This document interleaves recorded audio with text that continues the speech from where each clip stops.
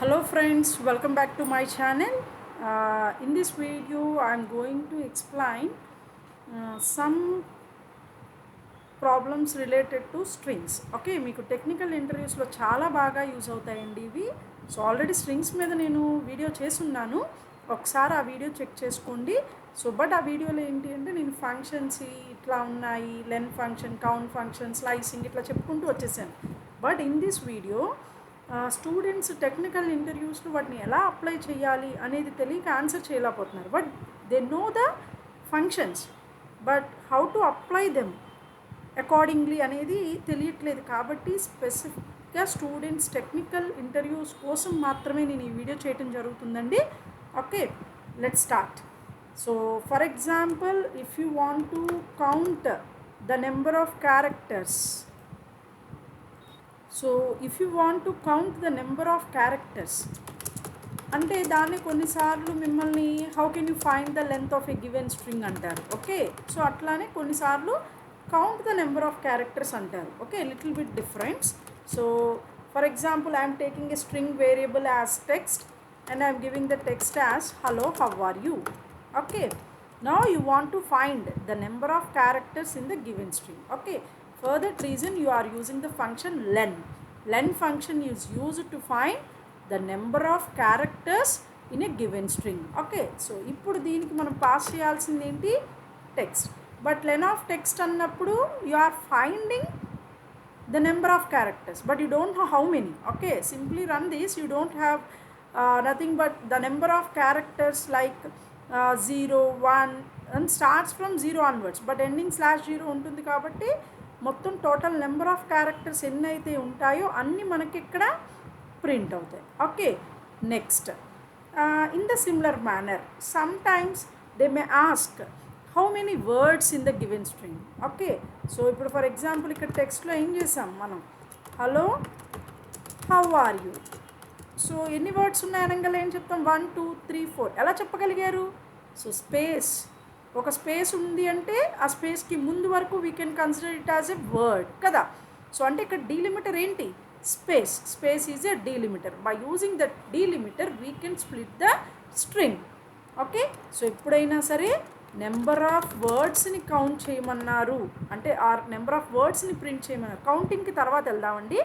So number of వర్డ్స్ని మిమ్మల్ని print చేయమన్నారు అంటే స్పేస్ అనే దాన్ని బేస్ చేసుకొని మనకి స్ప్లిట్ అవుతుంది కదా.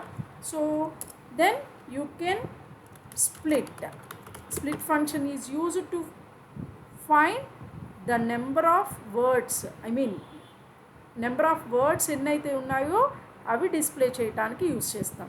సో నెంబర్ ఆఫ్ వర్డ్స్ ఎన్ని ఉన్నాయి? Hello, how are you. So మనం ఇక్కడ ఏం చేసాం? వర్డ్స్ని స్ప్లిట్ చేసి ప్రింట్ చేసాం. బట్ ఆ వర్డ్స్ ఎన్ని ఉన్నాయి? సో హౌ మెనీ అన్నారు అంటేనే you should use the function len function. So ఎన్ని వర్డ్స్ వచ్చినాయి మనకి? 1 2 3 4. కాబట్టి when you applying len function, it displays the number of words. Okay, so if you want to print them, simply use the function print function, then each statement will be executed. So first print function ఏం చేస్తున్నాం? The number of words ఎన్ని అయితే ఉన్నాయో వాటిని print చేసాం. The next print ఫంక్షన్లో ఏం చేస్తున్నాం? ఆ టెక్స్ట్ డాట్ స్ప్లిట్ అన్నప్పుడు we have a list of words. Okay, ఈ స్ట్రింగ్లో ఉన్న ప్రతి వర్డ్ మనకి లిస్ట్లో సేవ్ అవుతుందండి. అవి ఎంత ఉన్నాయి అనే లెంత్ అనేది మనకి ప్రింట్ అవుతుంది. ఓకే, సో ఇప్పుడు నేనేం చేస్తున్నానంటే ఆర్ యూ ఇన్ హైదరాబాద్ అని సంథింగ్ ఏదో క్వశ్చన్ రైస్ చేశాను. Okay, so again I can run it. So run చేస్తే సమ్ 8 వర్డ్స్ వచ్చినాయి. ఓకే, ఇప్పుడు నాకేంటి అంటే ఈ లిస్ట్లో యునీక్ వర్డ్సే కావాలి. యునీక్ అంటే నో రిపిటేషన్. సో యాక్చువల్గా ఈ లిస్ట్లో ఆర్ అనేది 2 సార్లు వచ్చింది కదా. సో అలా రిపిటేషన్ వద్దు నాకు, యునీక్ వర్డ్సే కావాలి. Then you have to use set అనే డేటా స్ట్రక్చర్ గుర్తుపెట్టుకోండి. దాని మీద కూడా వీడియో చేస్తున్నాను, ఒకసారి చూడండి. సో సెట్ అనేది ఎందుకు యూజ్ చేస్తాము? Store unique elements. Okay, so కాబట్టి you can apply set function. Set simply words. ఆ వర్డ్స్ లిస్ట్ అనేది మనకి టెక్స్ట్ డాట్ స్ప్లిట్ అన్నప్పుడు వర్డ్స్ లిస్ట్ వస్తుంది. దాంట్లో యూనిక్ కావాలనుకున్నప్పుడు you can apply which function? set function. Yes, you can see. Okay, so అలా మీకు ఏం కావాలి ఇప్పుడు మీరు అనుకోవచ్చు మనం యూ మళ్ళీ వచ్చింది ఏంటి, here these two are not unique because in this you can have some question mark also, that's why it's a separate word. Okay, so ఇప్పుడు for example I'm removing the question mark, then you can observe one you only. Okay, so కాబట్టి జాగ్రత్తగా observe చేసేటప్పుడు. Okay, so మనం అనుకునే concern వేరు, ఇక్కడికి వచ్చేసరికి ఏంటి అంటే సిస్టమ్ ఎప్పుడు సిస్టమ్ మిస్టేక్ చేయదు, మనం ఇచ్చే ఇన్స్ట్రక్షన్లోనే ఉంటుంది. కాబట్టి అంతేగాని యూ అనేది మనం చూడటానికి ఒకటే, బట్ ఇక్కడ యూ అన్నప్పుడు మీరు ఇక్కడ అబ్జర్వ్ చేయండి క్వశ్చన్ మార్క్తో వస్తుంది. ఓకే, క్వశ్చన్ మార్క్ తర్వాత స్పేస్ ఉంది కదా, so up to that is a word. ఆ వర్డ్ యూ సేమ్ కాదు కదా. Okay, so that's why it is repeated. Are అనేది మాత్రం సేమ్గా ఉంది యాజ్ ఇట్ ఈస్గా చూడండి, that's why it will be placed one time. So అలా యునీక్ వర్డ్స్ మీకు కావాలి అన్నప్పుడు ఇట్లా. ఇప్పుడు యునీక్ వర్డ్స్ ఎన్ని ఉన్నాయి అని కౌంట్ చేయమన్నారనుకోండి, మళ్ళీ ఏం చేస్తాం, లెన్ ఫంక్షన్, దాంట్లో మళ్ళీ సెట్ ఫంక్షన్, వర్డ్స్ అంటే వర్డ్స్ స్ప్లిట్ చేస్తాం. ఈ వచ్చిన వర్డ్స్ ఇదంతా మనం ఎట్లా చెయ్యాలి అనేది లాజిక్ అనేది మనం చేస్తూ ఉంటే అపాన్ ప్రాక్టీస్ వస్తూ ఉంటుందండి. టెక్స్ట్ డాట్ స్ప్లిట్ అన్నప్పుడు యూ కెన్ వర్డ్స్, ఆ వర్డ్స్లో యూనిక్నెస్ కోసం సెట్, అవి ఎన్ని ఉన్నాయని కౌంట్ చేయడం కోసం లెన్.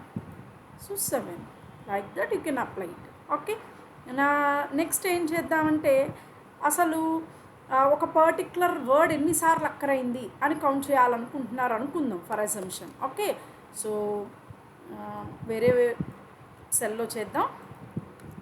సో ఈ వర్డ్లో ఆర్ ఎన్నిసార్లు అక్కరైందండి మనకి 2 times. ఓకే, సో ఇప్పుడు ఆర్ ఎన్నిసార్లు అక్కరైంది, ఆల్వేస్ ఎప్పుడైనా గుర్తుపెట్టుకోండి అక్కరెన్సెస్ అని అడిగారు అంటే you should use count function. Okay, so print in which string you want to find text, దానికి మనం కౌంట్ ఫంక్షన్ యూస్ చేస్తున్నాం. టెక్స్ట్ అనే స్ట్రింగ్లో count function for which purpose, finding the occurrence of R in the given string. R అనేది ఆ particular స్ట్రింగ్లో ఎన్ని times ఉంది, so ఎన్ని టైమ్స్ ఉంది 2. సో నేను లేని పదం ఇస్తున్నాను, so 0 times. So hello it will be occurred in 1 time. Okay, like that occurrences అన్నారు అంటే always you remember that it will be that you will be use count function. Okay, occurrences అనగానే count function. అట్లానే sometimes మనకి పలానా వర్డ్తో start అయ్యేది పలానా వర్డ్తో end అయ్యేది అని అడుగుతూ ఉంటారు. సో అంటే అప్పుడు మనం ఏం చేయాలి, we have to split the string into number of words. Okay, అంతే కదా. సో కాబట్టి text dot split function word అండి, వర్డ్స్ వచ్చేసి అందులో ప్రతి వర్డ్ నాకు హెచ్తో స్టార్ట్ అయ్యేవి కావాలి. ఓకే, సో ప్రతి వర్డ్ అంటే you should use for loop in each word అంటున్నాం కదా. ఫర్ స్ట్రింగే అనుకుందాం, ఎస్టీ ఇన్ వర్డ్స్లో ఉన్న ఒక్కొక్క స్ట్రింగ్ ఎస్టీలో స్టోర్ చేస్తున్నారు. ఇప్పుడు ఈ ఎస్టీ అనేది starts with H or not. Yes, if it ఈ starts with H then you should treat that ST. Let's run this. So hello, how, Hyderabad, all these words are starts with H. Okay, so is it clear? First ఏం చేసాం, వర్డ్స్ని తీసుకున్నాం. Words ఎలా వస్తాయి, by applying split function. Once అన్ని వర్డ్స్లో నుంచి ఒక్కొక్క స్ట్రింగ్ని చెక్ చేయాలి. For that reason we're using for loop. So ఒక్కొక్క స్ట్రింగ్ ఎందులో స్టోర్ అవుతుంది, ఎస్టీలో. Then check each string starts with H or not. Okay, like that you can execute it. So in the similar manner you can find ends with some ends with W ఇద్దాం. Okay, same as usual words వచ్చేస్తాయి. Ends with W how. Okay, starts with ఎట్లానో ends with కూడా same. Okay, next ఇప్పుడు ఈ particular sentence ఏదైతే ఉందో ఆ సెంటెన్స్లో slicing apply చేద్దాం. అంటే ఎట్లా, కొంతమంది ఏమంటారంటే స్లైసింగ్ అంటే ఏంటి, ఫస్ట్ వర్డ్ లాస్ట్ వర్డ్ నాకు ఈవెన్ పొజిషన్లో ఉన్న వర్డ్స్ కావాలి, లేదా ఫస్ట్ 10 words కావాలి అంటే పెద్ద పారాగ్రాఫ్ ఇస్తారు. ఆ పారాగ్రాఫ్లో we need only 5 or 10 words అట్లా ఇస్తారు. Then how can you do those problems? Okay, so అట్లాంటివి అడిగినప్పుడు whether it may be a string, whether it may be a list or it may be a triple, ఏదన్నా సరే you are applying a slicing. Okay, so first word ఎలా print చేయాలో చూద్దాం. Text dot వర్డ్కి ఏం చేస్తున్నాం split. Text dot split అంటే నాకు అన్ని వర్డ్స్ వచ్చేస్తాయి కదా, but I need only first word, so that's why I'm giving 0. వచ్చేసిందా? నెక్స్ట్ లాస్ట్ది రావాలి అంటే no need to apply any count. మీకు ఆల్రెడీ స్ట్రింగ్స్ చెప్పేటప్పుడు చెప్పాను, starting index 0 1 2 3 like that. The last word index ఎక్కడి నుంచి స్టార్ట్ అవుతుంది? -1 -2 -3 like that. So whenever you want to print any last character or last word you can use -1 అంటే negative indexing వాడండి. So last word వచ్చేసిందా? Yes, good. Next I want to print only first 10 words లేవు కదా మన దగ్గర, 5 వర్డ్సే ఉన్నాయి. Okay, so 0:5. So starts from 0 5. మీకు ఎంత ఎండింగ్ కావాలి అంటే అప్పుడు n-1 4 అవుతుంది. 0 1 2 3 4 మనకు కావాల్సిన 5 వచ్చేసినాయా? 0 1 2 3 4. ఓకే, సో అట్లా మనకి ఎన్ని కావాలో అది ఇస్తే అన్ని నెంబర్ ఆఫ్ వర్డ్స్ ఫస్ట్ అంటే చాలా పెద్ద పారాగ్రాఫ్ ఉండొచ్చు, అందులో 10 కావాలనుకోండి ఏం చేస్తారు? 0:10 అని ఇస్తారు. ఓకే, సో అంటే ఇక్కడ మీరు గుర్తుపెట్టుకోండి, this is start, this is end. So ending 5 అన్నారు కదా, 0 1 2 3 4 5 అని ఇక్కడ దాకా రాదు, 5 -1 4th పొజిషన్ వరకు వస్తుంది. ఓకే, అట్లానే సమ్ టైమ్స్ నాకు ఈవెన్ పొజిషన్స్లో కావాలి అన్నారు. So text dot split starts with 0 but I don't know ending, ఎందుకంటే అప్ టు ఎండింగ్ ఎన్ని ఉన్నాయో అన్నీ రావాలి. ఈవెన్ పొజిషన్ అంటే ఎంత? 2 4 6 8 like that. Okay, so let's run this.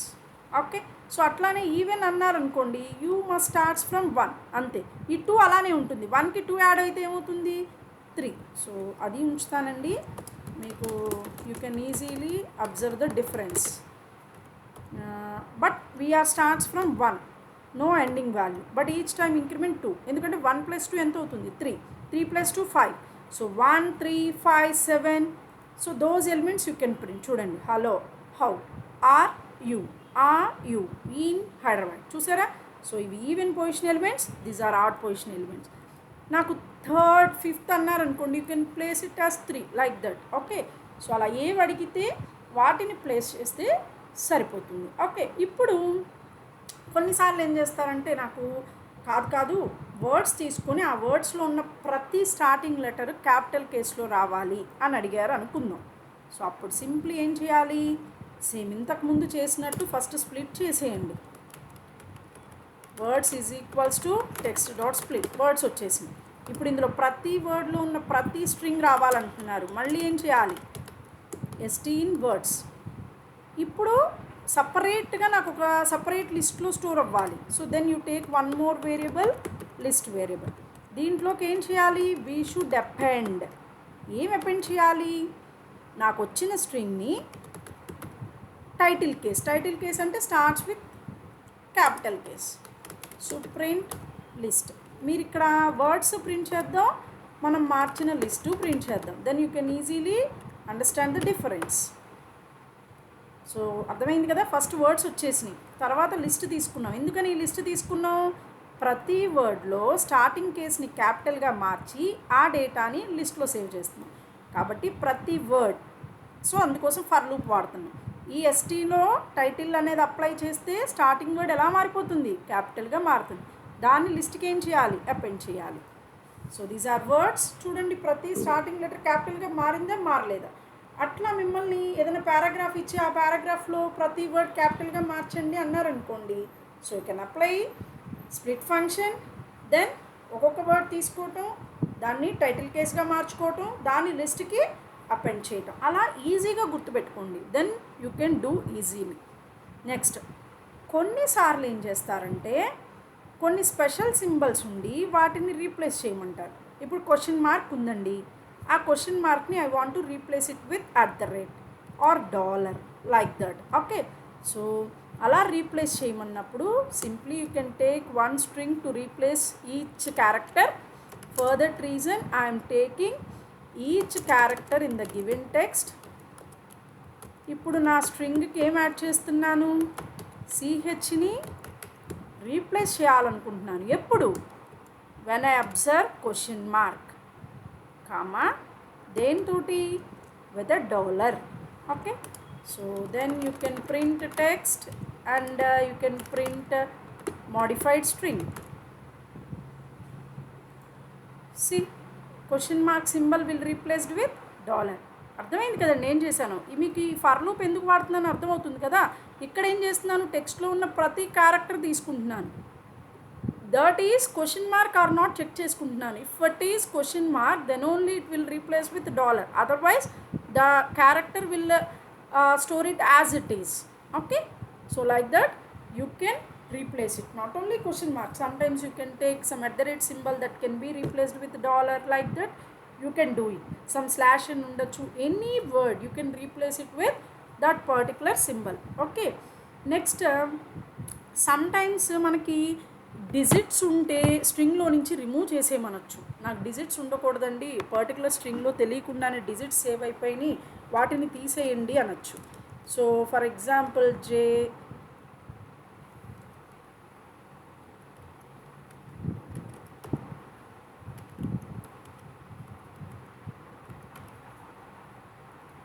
Something నేను ఏదో టెక్స్ట్ ఇస్తున్నానండి, but that will be combined with digits also. Okay, ఇలా ఉంది నా స్ట్రింగ్. Now I want to remove digits. Okay, so then I am taking some given result something. Now the result may be ప్రస్తుతానికి నాకేం తెలియదు, so అందుకని it's an empty.